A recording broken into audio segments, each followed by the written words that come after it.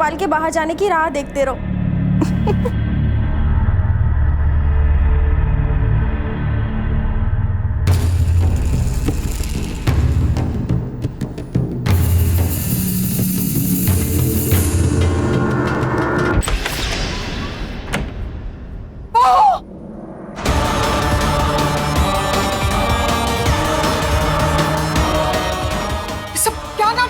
तुम लोगों ने मुझे शर्म नहीं आई ये सब करते हुए? बताओ बताओ गोपाल को ये सब तू करना चाहिए? बता दो, डरती नहीं हूँ उससे। वैसे भी मैं राजू के साथ अपनी मर्जी से सोती हूँ, वो मेरे साथ कोई जबरदस्ती नहीं करता। तू गोपाल की बीवी है, बीवी और शादीशुदा औरत। माजी, शादीशुदा औरत के भी अपने सपने होते हैं, लेकिन आपका बेटा तो खैर। क्या कमी है मेरे बेटे में? आप खुद ही जाके उससे पूछ लो ना।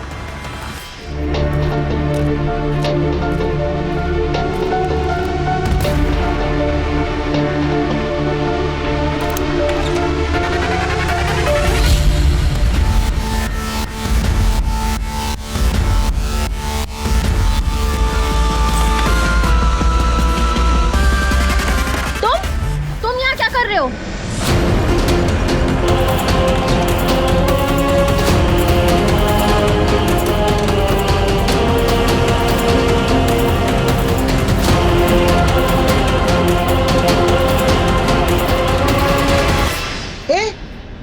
तू इतनी रात को यहाँ क्या कर रहा है?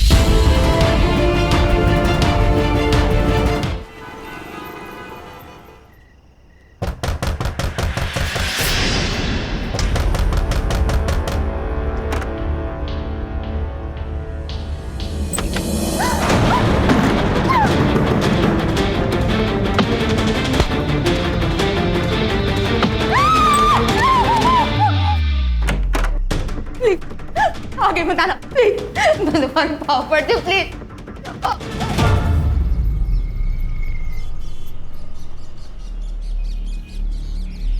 लगता है उमेश 7:30 चल रही है। समझ में नहीं आ रहा भाई, क्या करूं? गोपाल तू ज्यादा टेंशन मत ले, जोड़िया ना ऊपर वाला ही बनाता है। यार सारिका के लिए ना अच्छा रिश्ता ढूंढ रहा हूं, पर मिल ही नहीं रहा। पूरी रात इस टेंशन में नींद भी नहीं आती मेरे भाई। मेरी पहचान का पुणे का एक लड़का है, खुद का घर है, अच्छा कमाता है। तू कहे तो बात चलाता हूँ, तू और सारिका उसे और उसके घर को देखा ना। सच कह रहा है भाई? भाई मेरे, सारिका मेरे बहन जैसी है, लड़का अच्छा है। तू बस इतना बता कब जाना है, मैं उन्हें इन्फॉर्म कर देता हूँ। मैं पूछ नहीं रहा हूँ, सबको बता रहा हूँ। अगर सब कुछ सही रहा तो इसी महीने तुम्हारी शादी हो जाएगी। लेकिन भैया मुझे ये शादी नहीं करनी है। आपने मेरी मर्जी पूछी एक बार, मैं अपनी पसंद से ही शादी करूंगी। बच्ची नहीं हूँ मैं। हाँ, हमें पता है कि तू बड़ी हो गई है और तेरे कारनामे भी बड़े हो गए। सुन लड़की, जो तेरे भैया कह रहे हैं ना वो चुपचाप मान ले, उसी में सुखी रहेगी, नहीं तो जिंदगी भर रोती रहेगी। भैया वो समझाती क्यों नहीं हो? कुछ बोलो ना प्लीज।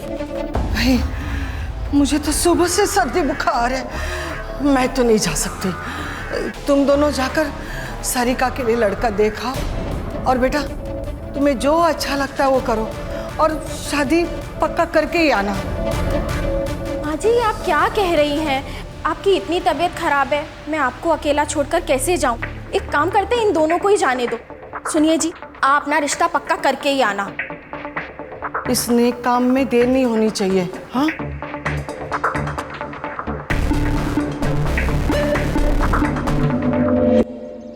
हेलो, मैंने तुमसे कहा था ना भाग चलते हैं, लेकिन तुमने मेरी बात नहीं सुनी। कल भैया मुझे पुणे लेके जा रहे हैं लड़का देखने। नहीं, मुझे शादी नहीं करनी है, मुझे तुम्हारे साथ रहना है। अब तुम ही कुछ करो वरना मैं यहाँ अपनी जान दे दूंगी। भाभी नहीं, भाभी नहीं, तुझे मना किया है बात नहीं करने के लिए। तू नहीं सुनेगी, रुक तुझे बताती हूँ। गोपाल, ये देखो तुम्हारी बहन के कारनामे। मना किया था ना तुमने बात करने से, फिर भी नहीं सुधरी है। हमारे खानदान का नाम खराब करके रहेगी। अरे कुछ करो, का नाम खराब करके रहेगी। आई अभी नहीं आ सकती मैं, कुछ ही दिनों में मेरे ऑफिसर्स के एग्जाम है। एग्जाम पास कर ली ना, पोस्ट भी बढ़ जाएगी और सैलरी भी। आई सब कुछ भुलाकर मुझे सिर्फ आगे बढ़ना है, नाम कमाना है। लेकिन जो कुछ तेरे साथ हुआ है, क्या तू उसे भुला पाएगी? कोशिश तो करनी पड़ेगी ना आई। तू बस चिंता मत कर, मैं संभाल लूंगी उसे। मैं जो कुछ भी कर रहा हूँ तेरे भलाई के लिए कर रहा हूँ, समझी? चल भैया नहीं जाओ। समझाया ना तुझे? भैया नहीं करनी चाहती है भैया। चलो भैया।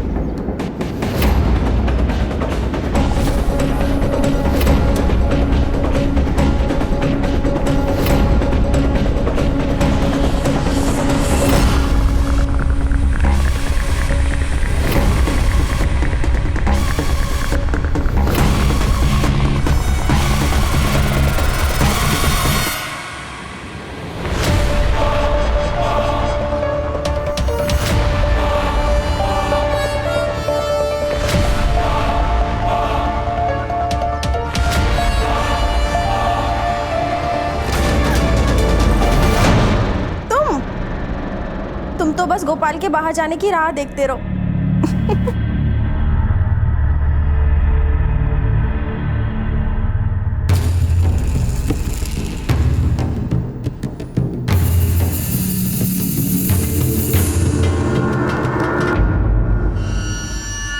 राजू, तू यहाँ क्या कर रहा है? हाँ? निकल यहाँ से, निकल। माँ ये मेरा भी घर है, अगर वो तो आपका बेटा ना माँ। माँ मत बोल मुझे। तेरे जैसा बेटा किसी को ना मिले।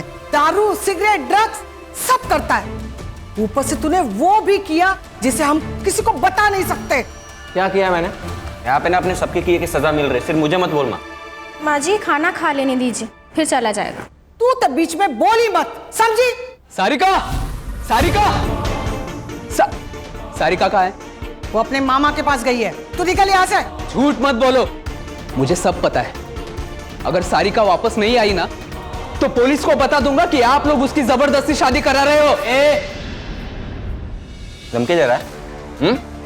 धमकी दे रहा है? ए गर्दुल्ले, तू तो मुझसे बात ही मत कर, मुंह मत लग मेरे। सारिका की जबरदस्ती शादी में होने नहीं दूंगा, समझा? तेरी तो छोड़ो मेरे भाई को। तू हटना रे, हट। काकू प्लीज बचा लो, काकू प्लीज उसे रोको ना, प्लीज काकू बचा लो मेरे भाई को। ये बात ना तुझे तेरे भाई को यहाँ लाने से पहले सोचनी चाहिए थी। छोड़ो मेरे भाई को, छोड़ो ना, छोड़ो, छोड़ो मेरे भाई को, प्लीज छोड़ो उसे, छोड़ो ना, छोड़ो मेरे भाई को। तेजल, तेजल, निकल तू भी निकल। साले, निकल। आज के बाद दिखा ना तो मुझसे बुरा कोई नहीं होगा। तो क्या कर लेगा? हाँ, तुम लोगों ने अगर सारिका की जबरदस्ती शादी की ना तो जान ले लूंगा सबकी। निकल, चल निकल यहाँ से। चल तेजल।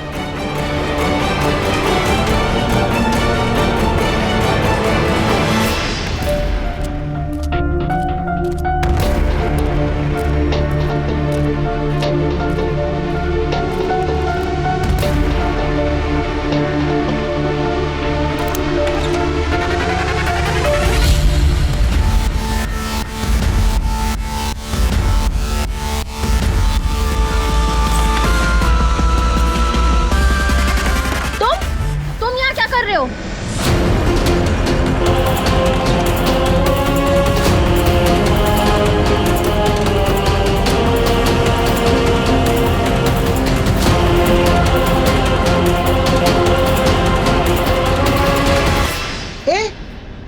तू इतनी रात को यहाँ क्या कर रहा है?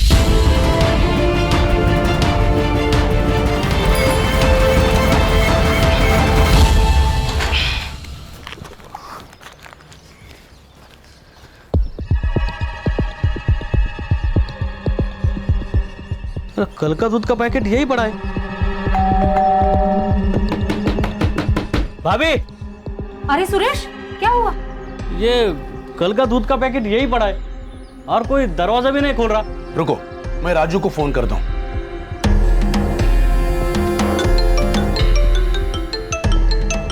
हाय। हेलो। अरे राजू, घर में कोई नहीं है क्या? कोई दरवाजा नहीं खोल रहा है। मेरे को क्या मालूम, कहीं गए होंगे। तू फोन रख रहे।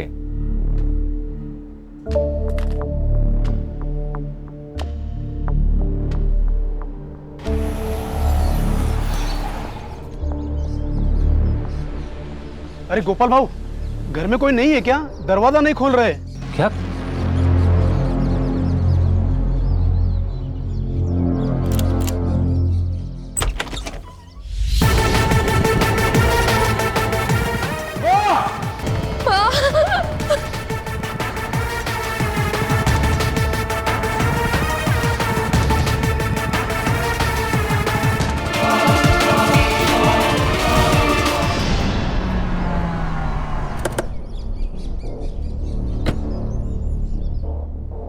आप दोनों बाहर बैठिए जरा प्लीज।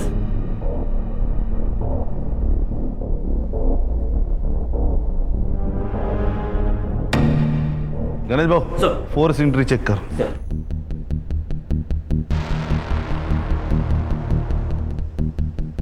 सर चाकू से मारा।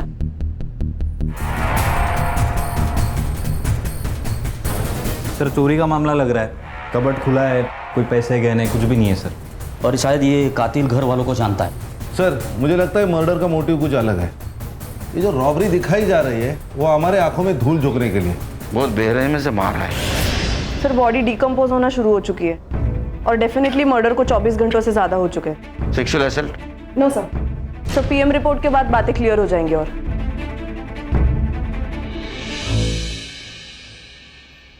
सर लॉक्ड है। आईटी डिपार्टमेंट को भेज दो, डाटा रिकवर करवा। सर ये मेरी बहन है सारी का। फिलहाल ये रॉबरी का केस लग रहा है, हम लोग इन्वेस्टिगेशन शुरू करते हैं। घर से क्या क्या गया? सर 3 लाख कैश और कुछ ज्वेलरी। कौन कौन रहता है घर में? सर मैं, मेरी बहन, मेरी माँ और मेरी बीवी रहते। एक छोटा भाई है, उसको माँ ने घर से निकाल दिया। क्यों? सर हम मांस मच्छी नहीं खाते। वो सर नॉन वेज, शराब, ड्रग सब लेता है। 4-5 साल पहले वो घर से चला गया था। आता है कभी कभी सर, लेकिन हम में से कोई उससे बात नहीं करता।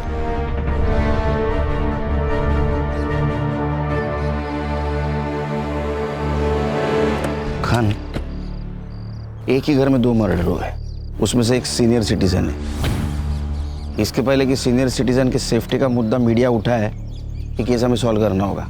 Yes sir.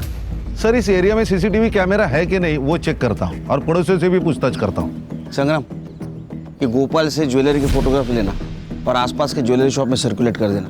सर और कोई बेचने आए तो जल्दी से इन्फॉर्म करने के लिए बोलना। अरे राजू, चलो बोलो क्या, फैमिली मैटर लग रहा है।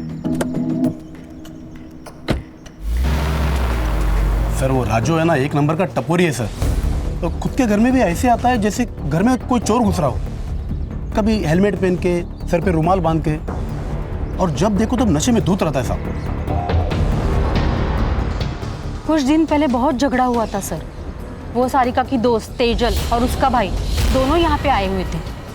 तब राजू और मधु ने उन्हें मार मार के घर से भगा दिया था। क्यों? प्यार का चक्कर था शायद।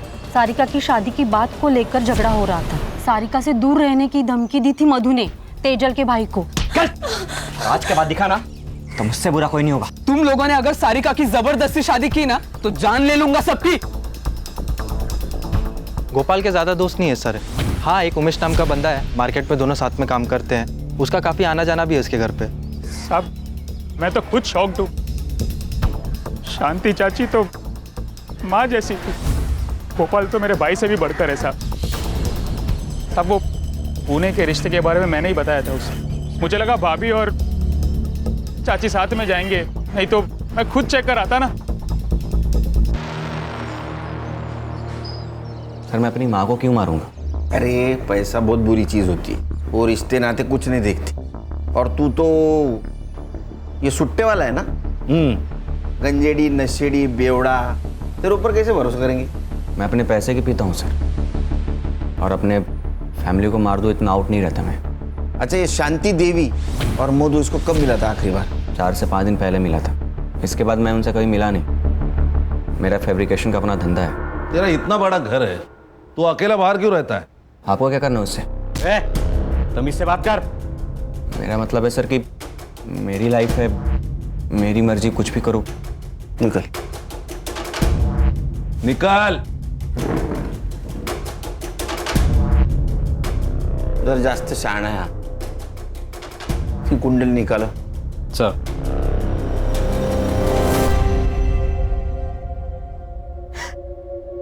और नहीं छुपा सकती मैं नीना, तंग आ गई हूँ इस सब से। तो क्या सोचा है तूने? यही के नागपुर ट्रांसफर करवा लेती हूँ आई के पास। तो जो भी फैसला लेगी मैं तेरे साथ हूँ, लेकिन एक बार फिर से सोच ले। तेरी ऑफिसर की एग्जाम होने वाली है कुछ महीनों में। अगले साल अप्लाई कर लूंगी, बस एक बार ये ट्रांसफर हो जाए। इतना आसान नहीं होता है ट्रांसफर होना, तुझे भी पता है, महीनों लग जाते हैं। पता है, लेकिन मेरे पास दूसरा कोई ऑप्शन नहीं है।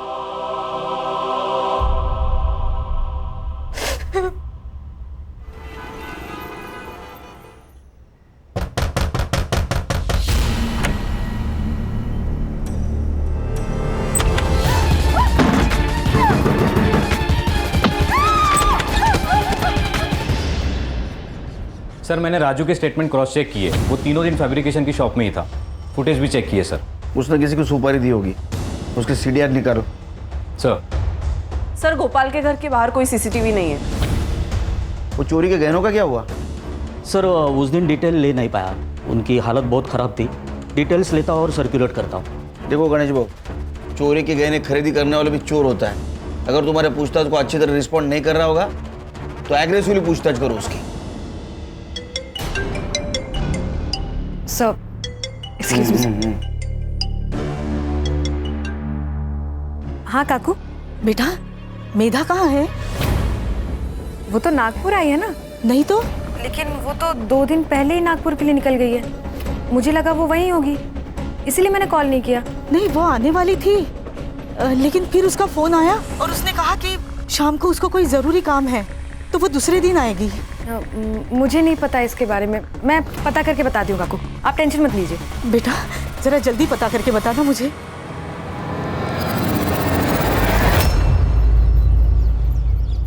मैंने भी उसे 2 दिन से नहीं देखा, क्या हुआ? सब ठीक है ना? नहीं, सब ठीक है। कभी कभार किसी केस के सिलसिले में शहर से बाहर आना जाना पड़ता है। मैं चलती।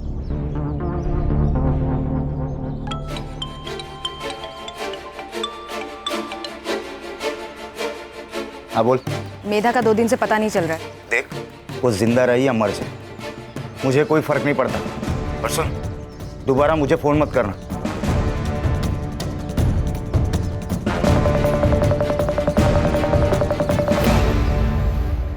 सर एक लड़की की लाश मिली यूनिफॉर्म में, शायद पुलिस वाली है।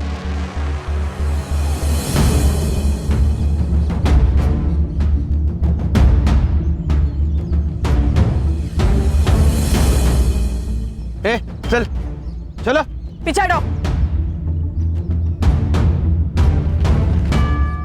मेधा! नीना! सर ये मेधा है। हम पुराने दोस्त थे। वंकर पुलिस स्टेशन में इसकी पोस्टिंग हुई थी। इसकी माँ इसे 2 दिन से फोन कर रही है। मैं भी इसे ढूंढ रही थी। मेधा! संभालो नीना अपने आप को। हर्षा चेक करो।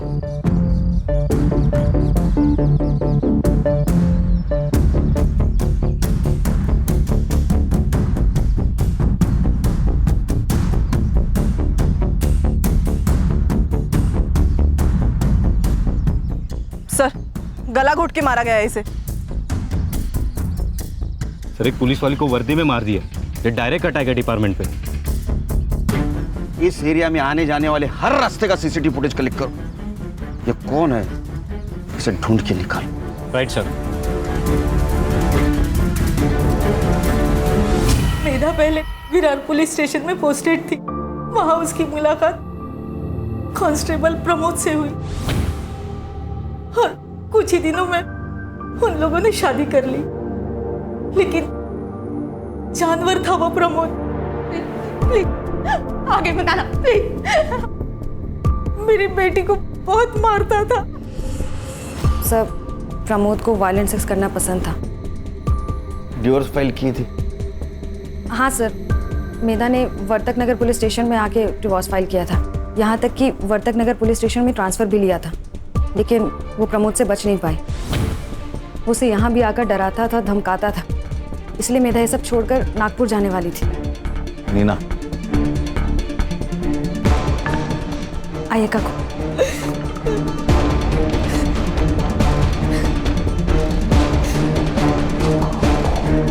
सर, मधु और शांति देवी की पीएम रिपोर्ट आ गई।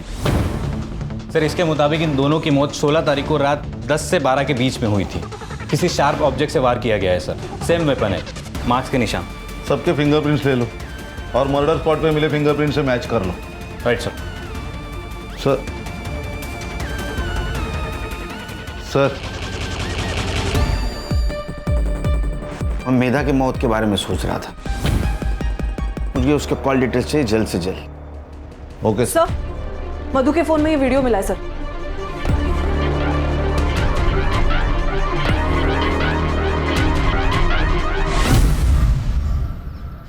सारिका का किसी के साथ अफेयर चल रहा था? मुझे नहीं पता सर, हमारे कॉलेज का ही कोई लड़का है। दोस्त थी ना तो उसकी? तुझे नहीं पता? मुझे नहीं पता मैडम।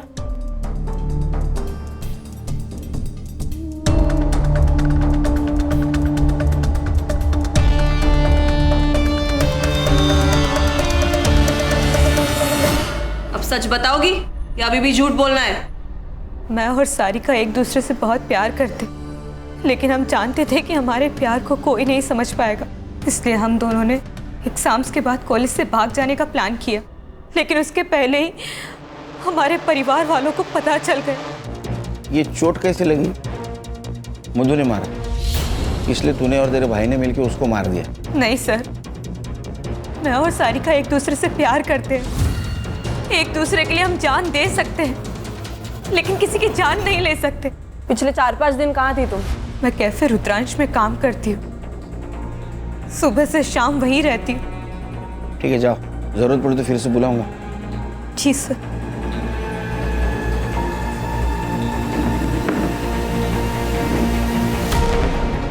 सर, ये लड़की सच बोल रही थी। कैफे में ही काम करती है, मैंने बात की ओनर से।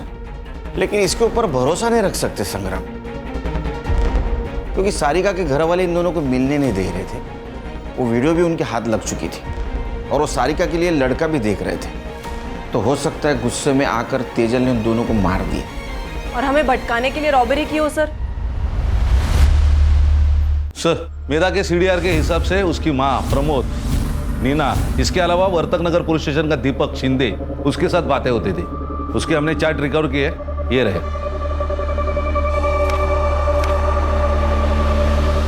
बोला उसको। सर, मेधा ने प्रमोद की वजह से ही ट्रांसफर लिया था, लेकिन प्रमोद उसे फिर भी परेशान कर रहा था। उसने खुद बताया तुमको? नहीं सर, उसने नहीं बताया, लेकिन मैंने एक दिन उसके हाथ पे बेल्ट के निशान देखे थे।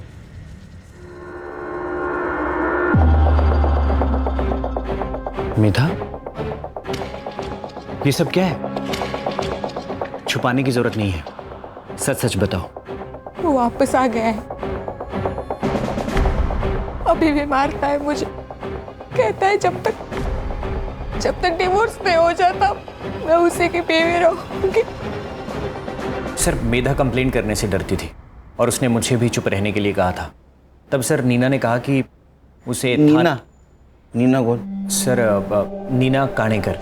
सर, आप ही के पुलिस स्टेशन में कांस्टेबल है। सर, उसने कहा कि थाने डिस्ट्रिक्ट कलेक्टर मिलिंद सुरभे से मिलना चाहिए, क्योंकि उन्होंने ऐसे ही बहुत सारे केसेस सॉल्व किए हैं। तो सर, मेधा उनसे मिलने के लिए गई थी। मेधा से प्यार करते थे तुम? हाँ सर, मैं दिल से प्यार करता था उसे। मेधा, आई लव यू। इससे बेहतर दिन नहीं मिलता मुझे, इसीलिए तुम्हें प्रपोज कर रहा हूँ आज। सारे मर्द एक जैसे होते हो ना, तुम लोगों को बस एक ही चीज चाहिए। मेधा, देखो तुम गलत सोच रही हो। मैंने तो सिर्फ अपनी फीलिंग बताई है। देखो, अगर तुम्हें नहीं पसंद है तो मैं इस टॉपिक के बारे में कभी बात नहीं करूंगा और ना कभी तुम्हें फोर्स करूंगा। I promise. Sorry Deepak, actually आजकल मेरे साथ हर कोई बस यही कर रहा है, तो मैंने। कौन? प्रमोद?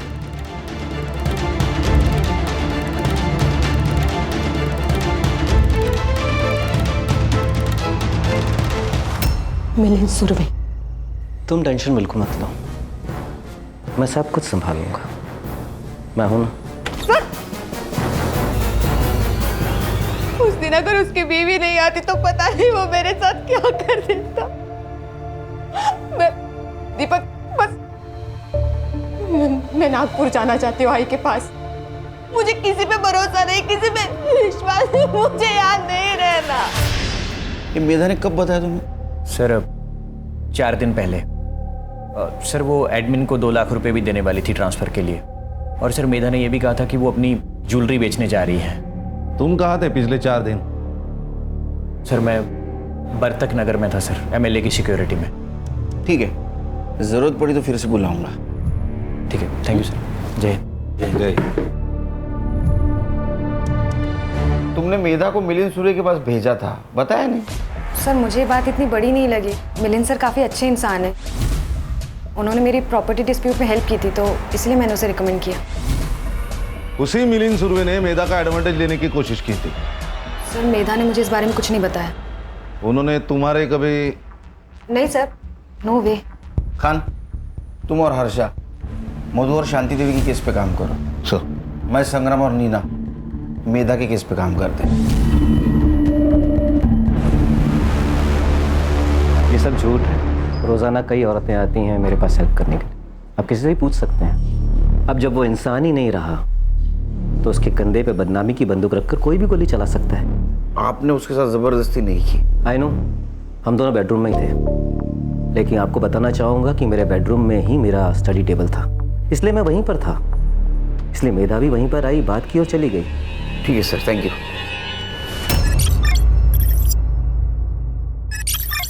सर मैंने सबके रिपोर्ट्स चेक किए, कुछ सस्पिशियस तो नहीं लग रहा सिवाय इस एक कनेक्शन के। सर इन दोनों के बीच काफी कांटेक्ट हुआ है सर, और इनके सोशल मीडिया चैट्स भी है।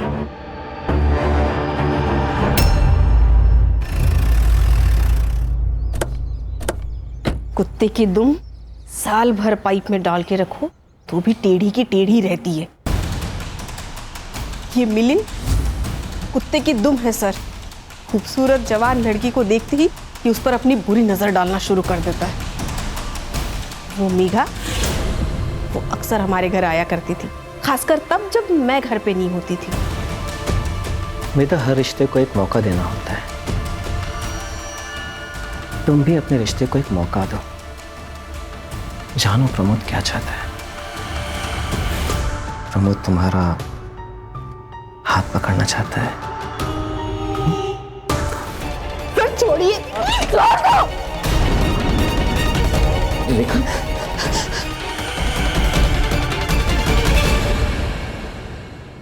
किस मुंह से बताएं सर, एक इज्जत ही तो सब कुछ है हमारे लिए। मधु को सबसे पहले उसके बारे में पता चला, उसके बाद उसने माँ को बताया। माँ मैं बीमार नहीं हूँ, किसी को लड़के पसंद होते किसी को लड़की, इसमें कुछ गलत बात नहीं है और ये तो नेचुरल है ना माँ। तेरा दिमाग ठिकाने पे है क्या? क्या बोल रही है?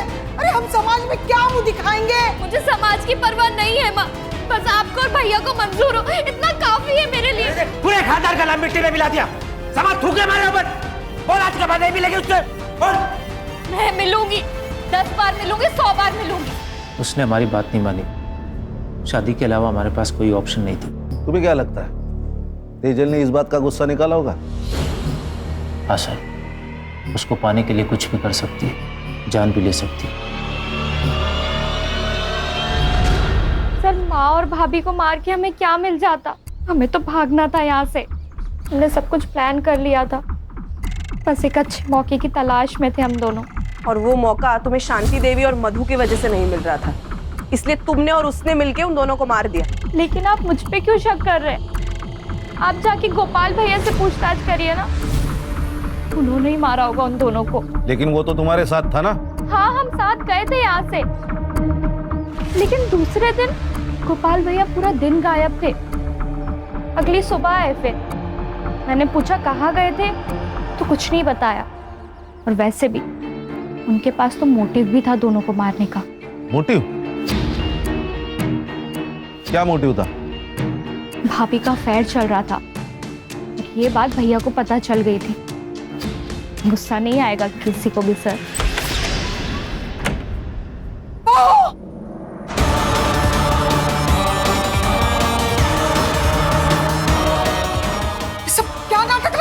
को नहीं? मुझे शर्म नहीं आई ये सब करते हुए? बताओ बताओ गोपाल को ये सब तू कर रही थी? बता दो, डरती नहीं हूँ उससे। वैसे भी मैं राजू के साथ अपनी मर्जी से सोती हूँ, वो मेरे साथ कोई जबरदस्ती नहीं करता। तू गोपाल की बीवी है, बीवी और शादीशुदा औरत। माजी, शादीशुदा औरत के भी अपने सपने होते हैं, लेकिन आपका बेटा तो खैर। क्या कमी है मेरे बेटे में? आप खुद ही जाके उससे पूछ लो ना। फिर बहुत ज्यादा झगड़ा हुआ उस दिन माँ और भाभी के बीच, इसलिए इसी गुस्से में बदला लेने के लिए मेरे कमरे में एक मोबाइल छुपा दिया और फिर वीडियो निकाल लिया ताकि सबका ध्यान वहां से भटक के मेरे ऊपर आ जाए।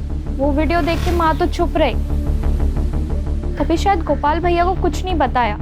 पर सर, मुझे ऐसा लगता है ना कि गोपाल भैया को पहले से ही सब कुछ मालूम था। क्या रे, डोमेस्टिक वायलेंस करना क्राइम है, पता नहीं तेरे को? सर मुझे वायलेंट तरीके से सेक्स करना अच्छा लगता है सर। मैं मेधा को पाना चाहता था, लेकिन वो मान ही नहीं रही थी। लेकिन शपथ सर, मैंने कुछ नहीं किया सर। कुछ छुपा रहा ना, अभी बता दे, बाद में पता चला तू झूठ बोल रहा तो छोड़ूंगा नहीं तेरे को। सर मैंने जो कुछ कहा है वो सब सच है। ठीक है, जा।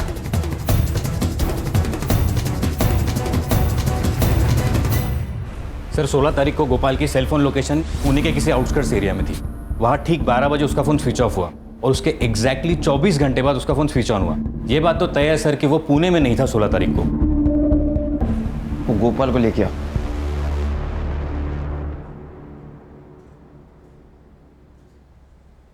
देख गोपाल, तेरे सीडीआर से हमें पता चला है कि तू 16 तारीख को पुणे में नहीं था, तेरा फोन स्विच ऑफ था।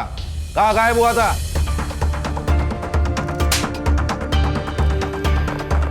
बताता हूँ सर। सर, अकेले में बात कर सकता हूँ? अरे मैं अकेला इसे समझ और बोल। सर, मैं बिरोही आयुर्वेदिक मेडिकल सेंटर गया था। मैं इम्पोर्टेंट हूँ सर। मुंबई के बाहरी इलाके के पास ये सेंटर है। मैं पूरा दिन वहाँ पे ट्रीटमेंट के लिए था, शाम को वापस आ गया। पर तू पहले क्यों नहीं बताया ये बात सर मैं कैसे सबको बता सकता था? सर, मधु को भी ये बात शादी के बाद पता चली और हमारे बीच में कभी कोई संबंध नहीं था। और जब मैंने मधु और राजू को एक साथ बिस्तर पे देखा, पागल सा हो गया सर। पर मैं करता भी क्या सर? पर सर, मैंने ठान लिया, कुछ भी हो जाए मधु को अपने पास वापस लाऊंगा। और सर, इसीलिए मैं वहाँ पे ट्रीटमेंट के लिए जाता था। एड्रेस और नंबर ले लो सेंटर का। सर, कंट्रोल रूम से कॉल था। किसी अननोन आदमी ने पीसीओ से इंफॉर्मेशन दी है। ये तेजल और उसका भाई राहुल कल रात को गोपाल के घर के पीछे की दीवार लांघकर अंदर घुसे थे। फेक कॉल भी हो सकता है। नहीं सर, लेकिन चांस लेके तो देखते हैं। सर, एक काम करता हूँ, मैं, नीना और हर्षा वहां जाके चेक करते।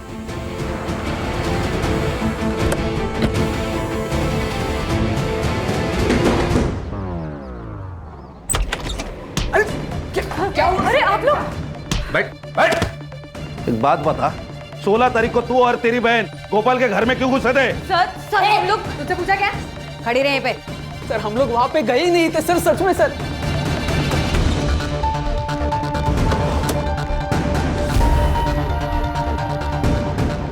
सर आप भरोसा कीजिए, हम कहीं नहीं गए थे उस दिन। तो फिर ये सब ज्वेलरी कहाँ से मिली? हाँ, ये कहाँ से मिला आपको?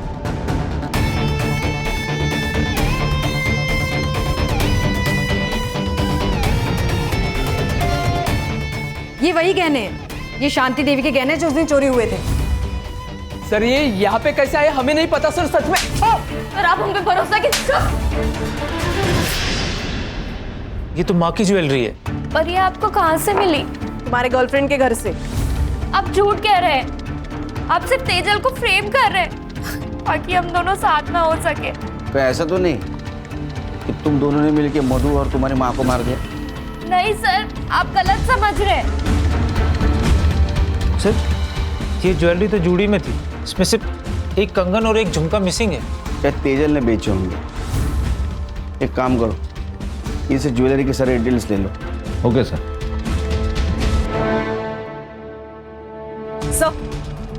मैंने सबके रिपोर्ट्स चेक किए, कुछ सस्पिशियस तो नहीं लग रहा सिवाय इस एक कनेक्शन के सर। इन दोनों के बीच काफी कांटेक्ट हुआ है सर, और इनके सोशल मीडिया चैट्स भी है।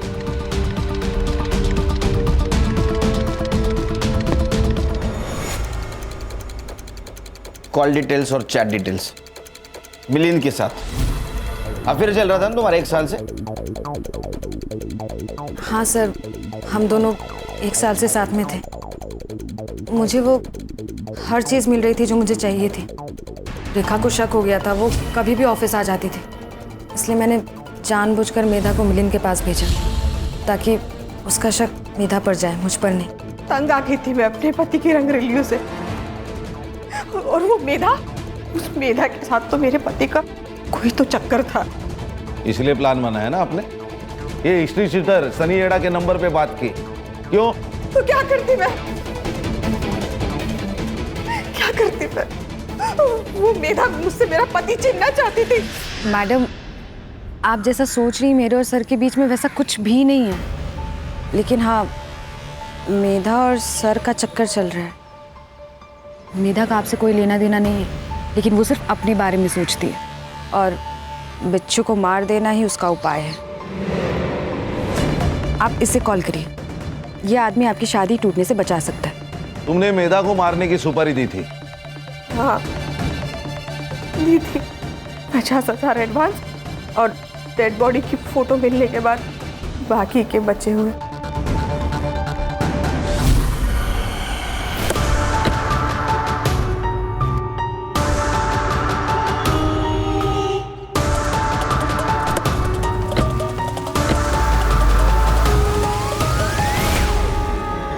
साहब, मैंने रेखा मैडम से 1 लाख रुपए लिए थे, और मेधा जब ज्वेलरी शॉप से निकल रही थी तो मैं उसका पीछा कर रहा था। मैं उसका पीछा कर रहा था और वो किसी और का पीछा कर रही थी।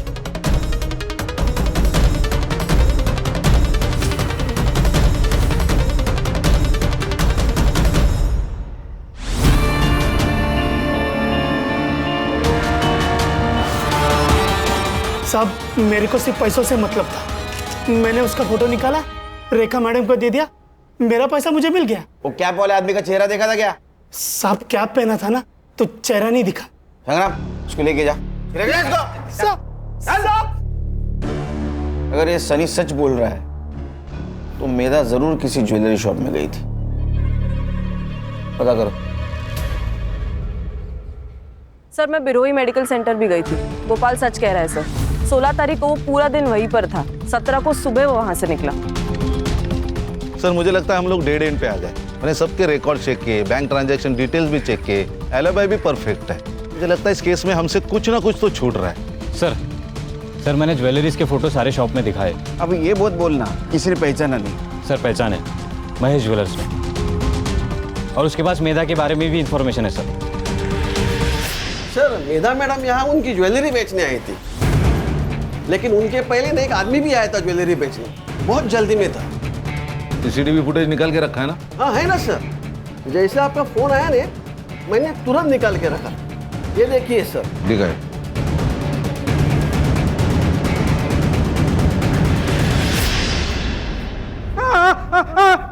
बताता हूँ बहुत कर्जा हो गया था। एक नया बिजनेस स्टार्ट किया था, फ्लॉप गया। गोपाल मेरा बहुत अच्छा दोस्त है, मुझे सब बताता था। उसने बताया था कि चाची ने सारिका की शादी के लिए 3 लाख के गहने बचा के रखे। तभी प्लान बनाया कि उन लोगों को पुणे बेचकर घर लूटूंगा। चाबी कहाँ से मिली? सब जो बिजनेस फ्लॉप गया ना, वो ताले चाबी का बिजनेस था।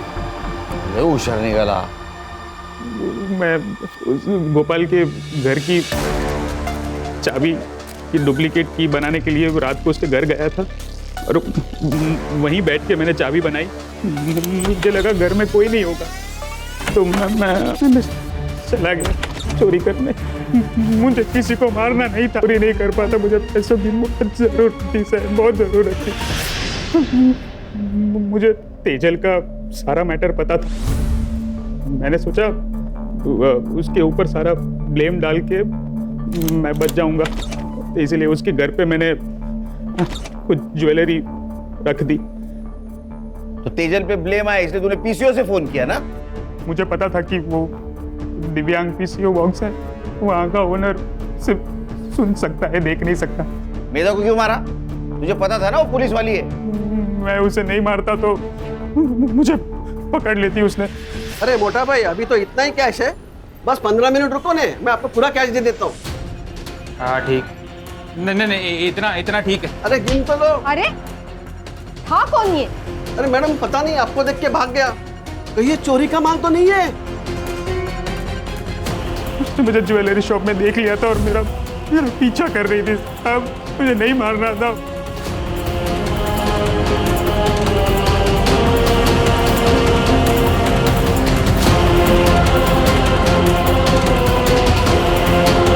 तूने मधु और शांति देवी के साथ साथ एक पुलिस वाली को भी मारा है, वो भी ड्यूटी पे थी उसको।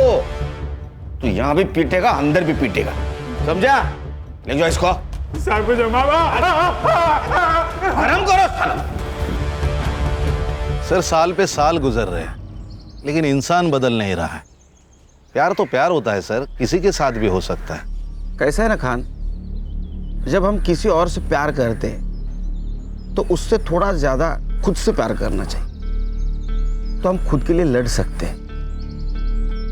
यहाँ गोपाल भी खुद के लिए नहीं लड़ सका, और मेधा, वो तो पुलिस वाली थी, वो भी हार गए। करेक्ट सर, सिर्फ क्राइम करने वाला नहीं बल्कि क्राइम सहने वाला भी गुनहगार होता है। इसलिए एक चीज ध्यान में रखो, हमारे अंदर जो पुलिस वाला है उसको मजबूत रखना है, अपने इंडिविजुअल प्रॉब्लम से उसे डाइवर्ट नहीं होने देना है।